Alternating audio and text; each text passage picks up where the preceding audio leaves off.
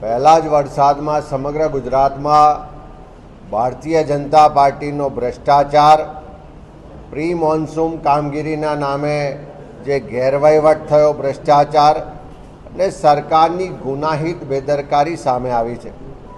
જે રીતે વરસાદની શરૂઆતમાં જ આખા ગુજરાતમાં પહેલા જ વરસાદમાં રસ્તાઓ ધોવાઈ ગયા, અનેક જગ્યાએ મોટા ભૂવાઓ પડ્યા, અનેક જગ્યાએ બ્રિજ તૂટ્યા, એ ભાજપનો ભ્રષ્ટાચાર આજે ખુલીને બહાર આવી રહ્યો છે। અને જે રીતે છેલ્લા 2 દિવસની અંદર ખાસ કરીને સુરત શહેરમાં જે વરસાદ થયો અને સરકારની ગુનાહિત બેદરકારીના કારણે, એમના ભ્રષ્ટાચારને કારણે ભોગ સુરતની જનતા બની છે। આજે ઠેર ઠેર અનેક વિસ્તારોમાં પાણી ભરાઈ ગયા, અનેકના ઘરો ડૂબ્યા, અનેકના માલ મિલકતને નુકસાન થયું, વેપાર ધંધાના સ્થળોને નુકસાન થયું અને છેલ્લા 2 દિવસમાં 9 જેટલા લોકોના મોત થયા। આજે સુરતની પરિસ્થિતિ છે, એના માટે કોઈ જવાબદાર હોય તો ત્યાં કોર્પોરેશનના ભાજપના સત્તાધીશો અને આ ડબલ એન્જિન સરકારના નેતાઓને વહીવટ જવાબદાર છે।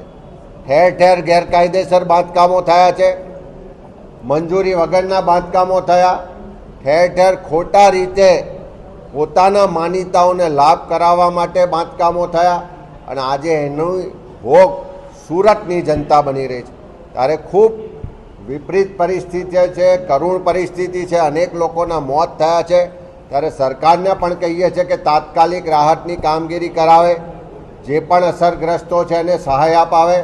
અમે અમારી કોંગ્રેસની તમામ ટીમને પણ કામે લગાડી છે કે જ્યાં પણ લોકો દુઃખી છે, તકલીફમાં છે, એને મદદરૂપ થઈએ।